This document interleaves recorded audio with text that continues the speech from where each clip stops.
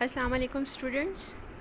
आपकी teacher Mrs फ़ौज़िया Tabassum Kamran आज के अपने तीसरे लेक्चर के साथ आपकी खिदमत में हाज़िर हैं। उम्मीद है कि आपको कल का लेक्चर समझ आ गया होगा और आप लोगों ने अच्छी तरह पढ़ लिया होगा।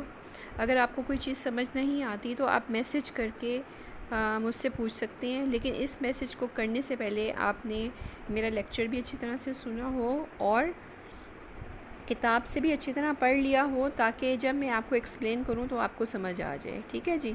तो आज का जो हमारा टॉपिक है वो है क्रिएशन ऑफ क्रेडिट। ठीक है ना, एतबारी ज़र की तख्लीक। ये टॉपिक थोड़ा सा टेक्निकल है पर समझने वाला है। उम्मीद है कि मैं आपको समझा पाऊँगी। इसमें आप देख रहे हैं, मैंने ज़िक्र किया था कि जो तिजारती बैंक होते हैं उनके बहुत से फ़राइज़ होते हैं, लेकिन दो इम्पोर्टेंट फ़राइज़ कौन से हैं। एक तो ये कि जो वो हमारी अमानतें जमा करते हैं, अपने पास रखते हैं। दूसरी ये कि वो इन्हीं अमानतों में से जो है वो ज़रूरतमंदों को कर्ज़ देते हैं। कर्ज़े देने की भी दो सूरतें हैं। एक तो ये कि वो उनको कुछ चीज़, उनकी कोई तिजारत पेशा लोगों की कोई ना कोई चीज़ अपने पास बतौर ज़मानत रख कर उन्हें कर्ज़ देते हैं, या फिर उनको डिस्काउंटिंग बिल ऑफ एक्सचेंज करते हैं। ठीक है ना, यानी कि जब वो लोगों को कर्ज़ा दे रहे होते हैं या उनकी हुंडियों को बट्टा लगा रहे होते हैं तो वो क्या कर रहे होते हैं, एक्चुअल वो एतबारी ज़र की तख्लीक कर रहे होते हैं, ज़र की तख्लीक कर रहे होते हैं। आप ये देखें ना कि जब भी हम कोई रुपया पैसा बैंक में रखते हैं तो ये नहीं होता कि जी हम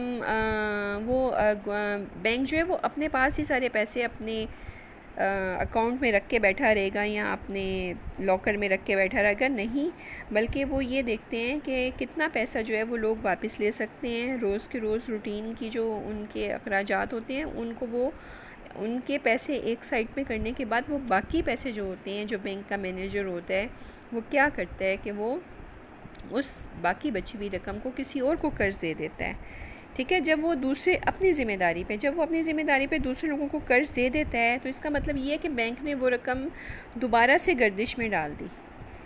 ठीक है, जब वो दोबारा से गर्दिश में डल जाती है तो फिर इससे ज़र की तख्लीक होती है। किस तरह होती है, अब आप ये देखें कि फ़र्ज़ करें कि हमारे पास 1000 रुपये की एक नई अमानत जो है वो बैंक में जमा होती है। ठीक है जी, अब बैंक क्या करेगा कि वो उसमें से 20% रकम जो है वो ज़र नक़द के तौर पे अपने पास रखेगा। हर अमानत उसकी एक परसेंटेज है। जैसे ठीक है ना, अगर 1000 रुपये जमा हुए हैं उसका भी 20% रखेगा, अगर 40,000 जमे हुए हैं तो उसके भी वो 20% ही अपने पास रखेगा। हम 1000 रुपये को लेके चलते हैं, ईज़ी काउंटिंग है। ठीक है जी, 1000 रुपीज़ जो हैं वो बैंक अपने पास रखता है और बाकी रकम जो है वो दोबारा वो गर्दिश में डाल देता है, किसी नए दूसरे बंदे को कर्ज़ दे देता है। अब आप इसकी बैलेंस शीट देखें, जो इसकी लायबिलिटीज़ हैं, वाजिबात हैं, उसमें 1000 रुपीज़ जमा हुए। ये 1000 रुपीज़ क्यों है वाजिबात में है कि ये उसके पास हमारी अमानत है, वो हम किसी वक्त भी उससे वापस ले सकते हैं। अब ये रकम जब बैंक के पास जाती है तो वो एसेट्स वाली साइड पे क्या करता है कि 200 जो रुपीज़ 20% है 1000 का 200 बनता है 5 इसको। ठीक है ना, इसे आप 1/5% भी कह सकते हैं। तो ये रकम वो अपने पास रखने के बाद उसके पास कितने पैसे बचे, उसके पास बचते हैं 800 रुपये। 200 वो अपने पास रखेगा, 1000 में से 800 रुपीज़ वो किसी और को जारी कर देगा। ठीक है जी, वो किसी और बंदे को देगा। उस बंदे ने भी ये रकम बैंक में रखवाने के लिए या बैंक में डालने के लिए नहीं ली होती, बल्कि वो कोई नया कारोबार करता है या कर्ज़ा उतारता है या कर्ज़ लेता है, किसी को अदायगी करता है, फिर जिसको भी वो अदायगी करता है वो भी उसे ख़र्च करता है और वो रकम दोबारा किसी न किसी तरीके से क्या होती है, किसी और बैंक की शाख में दोबारा वो पहुंच जाती है। इसमें ये बात आप ज़रा ध्यान में ज़रूर रखना कि एक ही बैंक इस अमल में शामिल नहीं होता, बल्कि तमाम बैंक एतबारी ज़र की तख्लीक में शामिल होते हैं, क्योंकि एक बैंक से निकली हुई रकम किसी न किसी सूरत दूसरे बैंक में जाके ज़रूर जमा हो जाती है। ठीक है जी, अब आपने ये देख लिया कि यहाँ पर उसने ज़र नक़द का जो तनासुब 20 जो हमारा 20% था वो अपने पास रखा, 800 जारी कर दिया। अब वो दोबारा 800 किसी और बैंक में जाके हो सकता है जमा हो जाए। अब बैंक क्या करेगा, वो 800 का 20% अपने पास रखेगा 800 का 20% कितना बन रहा है? 800 का 20% बनता है जनाब 160 रुपीज़। ठीक है जी। ये वो नया बैंक ये रकम जो है वो अपने पास रखेगा और उसके पास अब कितने पैसे बच गए? 640 रुपये बचे।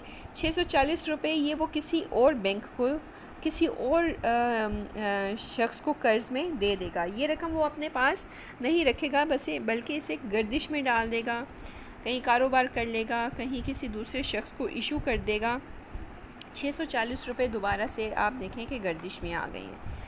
ये सिलसिला कब तक जारी रहेगा? ये सिलसिला उस वक़्त तक जारी रहेगा जब तक कि नई अमानत के बराबर, नई अमानत हमारे पास क्या थी? 1000 रुपीज़ थी, कि 1000 रुपीज़ के बराबर 20% करते करते करते करते हमारे पास 1000 रुपीज़ जमा हो जाए। ठीक है। जब हमारे पास असल ज़र जो है जमा हो जाएगा तो आप देखेंगे कि बैंक ने कितना कर्ज़ा नया भी, कितनी ज़र की तख्लीक की होगी। आप ये देख सकते हैं, हमारे पास ये पूरा आपकी किताब में दिया हुआ होगा, आप इसको देखिएगा। आप ये देखें कि हमारे पास कितने अदवार हैं। पहला दौर जैसे 1000 रुपीज़ लिए, ठीक है, ये मैं आपको समझा चुकी हूँ। 20% ज़र नक़द का तनासुब है जो कि 200 बनता है। बैंक ने 800 जो है वो नया कर्ज़ किसी को दे दिया। दूसरे दौर में क्या होगा? जो 800 का 20% 160 रुपीज़ बनते हैं वो बैंक, कोई और बैंक अपने पास रखेगा, वो ये 640 रुपये किसी और को दे देगा। तीसरे दौर में 640 रुपये भी किसी ना किसी बैंक के में जाके जमा होंगे और वो 20% अपने पास रखेगा। इसका 20% कितना बनता है? 128 रुपीज़, और 512 रुपये अगेन चौथे दौर में दाखिल हो जाएंगे। मैंने आपसे कहा था कि ये सिलसिला कब तक चलेगा? जब तक कि 1000 रुपीज़ ज़र नक़द या नई अमानत के तौर पे जमा ना हो जाए। आप ये देखें कॉलम नंबर 4 में ज़र नक़द जो है वो 200, 160, फिर 128, 120, 81.90 रुपीज़, ये सारा चलता रहेगा। एंड में 1000 रुपीज़ क्या कितने हो गए? जितनी कि हमने जितनी हमने कर्ज़ ली थी, जितनी हमारी अमानत थी, जहाँ से हम चले थे, हमारे पास 1000 रुपीज़ भी आ गए। नए कर्ज़े के कॉलम को जब हम जमा करें, जो लास्ट कॉलम है, जो 5वां कॉलम है हमारा बनता है, तो आप देखें कि हर दफ़ा 1000 रुपीज़ में से जब हमने नया कर्ज़ा लोगों को जारी किया है तो वो कितना आया है? जब तक यहाँ 1000 बने हैं ज़र नक़द का तनासुब और नया कर्ज़ा टोटल 4000 रुपीज़ जो है वो बन गया है। यानी कि 1000 रुपीज़ ने 4000 रुपीज़ की तख्लीक की है। ठीक है, गर्दिश में डालने के बाद जब आप इस रकम को जमा करेंगे 4000 प्लस 1000 रुपीज़, तो नई अमानत हमारे पास कितनी हो जाएंगी? बैंक के पास 5000 रुपीज़। यानी कि 1000 रुपीज़ ने 5000 रुपीज़ की तख्लीक की है, मुख्तलिफ़ अदवार में, मुख्तलिफ़ टाइमिंग्स में, मुख्तलिफ़ बैंकों के ज़रिए। ठीक है जी। अब इसका जो फार्मूला है वो आप देखें कि इसका फार्मूला कैसे हमने करना है। आप ये देखें कि एतबारी ज़र की तख्लीक यहाँ पर उन्होंने लिखा हुआ है। सबसे पहले ये देखें, मैं आपको ये बताती हूँ। नई अमानत या तकसीम ज़र नक़द का तनासुब, या हम इसको इस सूरत में लिख सकते हैं, अमानतों का मजमुआ किसके बराबर होगा? नई अमानत 1/, ज़र नक़द का तनासुब। ठीक है जी।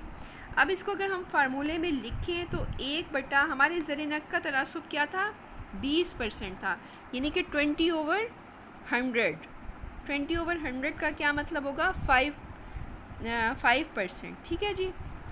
अगर हम इसको काटें 20/100 को, हम इसे हल करें। अच्छा, 1000 क्या है हमारे पास? ये देखिए नई अमानत 1000 × 1 जो हमारे पास फार्मूले का है, ओवर 20/100 ज़र नक़द का तनासुब, यानी कि 5% ज़र नक़द का तनासुब है।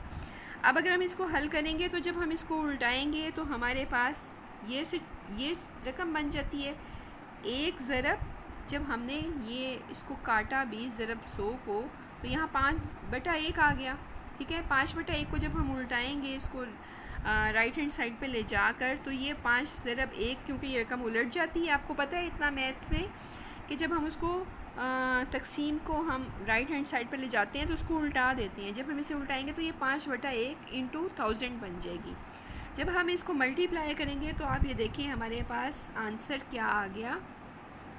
ये हमारा फार्मूला है, ये वाला, ये हमारा फार्मूला है जी, ये देखें आप, ठीक है।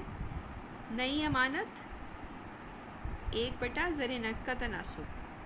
जब इसको हमने जो रकम पुट की है, जब इसमें हमने इसे पुट किया तो ये हमारे पास फार्मूला बन गया। जब हमने इसे हल किया तो हमारे पास 5000 रुपीज़ आ गए, जो कि आपने देखा कि अगर ज़र नक़द का तनासुब 20% हो और 1000 रुपये की नई अमानत जो हो तो हमारी ज़र की तख्लीक कितनी होगी, 5000 के बराबर होगी, जिसमें से 4000 रुपया नया कर्ज जारी हुआ होगा, जबकि असल रकम यानी कि 1000 रुपीज़ के बराबर रकम बैंकों के पास ज़र नक़द के तौर पर भी मौजूद होगी। इसको आप हल करें, इसको बहुत ध्यान से देखें, ये बिल्कुल भी डिफ़िकल्ट नहीं है। ये मैं आपको बताना चाहती हूँ कि ज़रूरी नहीं है कि ये आप इतना लंबा चौड़ा जो टेबल है उसको याद कर लें। आप इसके 2 या 3 स्टेप हल करके ये आखिरी वाला जो मीज़ान वाला है, ये देखें, मैं आपको दोबारा इधर से बता देती हूँ। आप ये 3 इसके जो हैं हल करें, ये वाले 3 अदवार, और डॉट्स लगाने के बाद ये इसका मीज़ान शो कर दें कि इस तरह अगर ये सिलसिला चलता रहता है तो हमारे पास मीज़ान की ये रकम आ जाती है। इससे ये होगा कि आपको इतना टाइम कंज्यूम नहीं करना पड़ेगा।